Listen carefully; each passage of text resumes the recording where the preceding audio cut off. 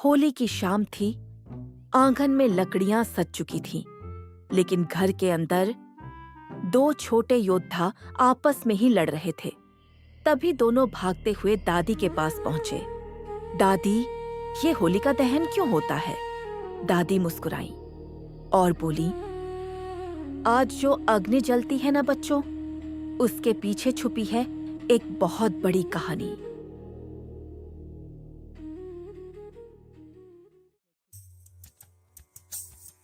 बच्चों, यह कहानी उस दहाड़ से पहले शुरू हुई थी, जब एक असुर राजा अमर होने की जिद लेकर पहाड़ों की ओर चला गया। वह खड़ा रहा।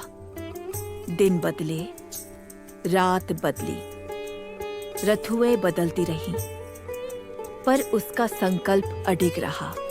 उसकी तपस्या ने स्वर्ग के द्वार हिला दिए और अंततः सृष्टि के रचयिता स्वयं प्रकट हुए।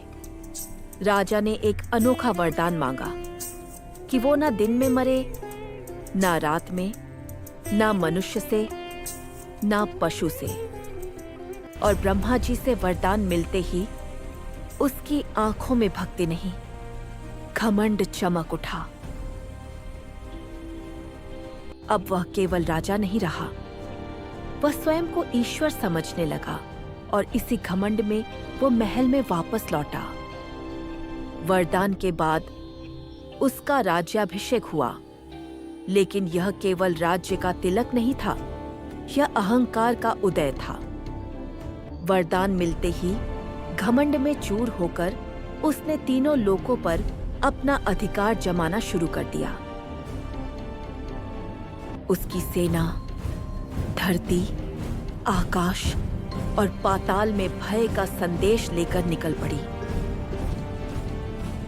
देवता भी उसकी शक्ति के सामने डर के मारे कांप उठे, क्योंकि उसे हराना बहुत मुश्किल था। और फिर राजमहल में गूंजा उसका आदेश, अब इस संसार में केवल मेरा नाम लिया जाएगा।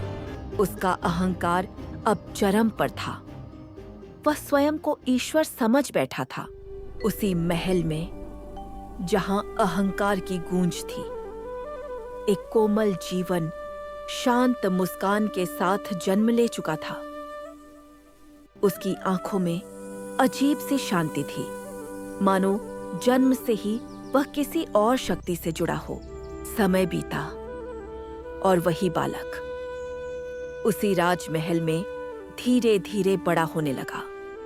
राजा ने उसे गुरुकुल भेजा, जहां उसे सिखाया जाना था केवल एक नाम, हिरण्यकश्यप। गुरु ने बच्चों से कहा, राजा हिरण्यकश्यप ही इस संसार के स्वामी हैं, उनका नाम जपो। और सभी बालक एक स्वर में राजा हिरण्यकश्यप का नाम जपने लगे। पर एक स्वर उन सब से अलग था। प्रहलाद बोला, नारायण ही सच्चे स्वामी हैं। यह सुनते ही गुरु स्तब्ध रह गए। उन्होंने सोचा, यह नाम महल में सुन लिया गया तो? और फिर वह खबर सच में एक राजा के एक खबरी के द्वारा राजमहल तक पहुंच गई। जब वह समाचार हिरण्यकश्यप के कानों तक पहुंचा तो उसका चेहरा क्रोध से भर उठा। समाचार सुनते ही हिरण्यकश्यप का धैर्य टूट गया और वह अपने सिंहासन से उठ खड़ा हुआ। हिरण्यकश्यप का आदेश हुआ कि उस बालक को उसके सामने लाया जाए और बालक प्रहलाद को दरबार में लाया गया। अब जहां एक ओर था हिरण्यकश्यप, तीनों लोकों का स्वामी, वहीं दूसरी ओर था प्रहलाद, एक नन्हा बालक। राजा गुस्से में प्रहलाद पर गरजा, किसका नाम लिया तुमने?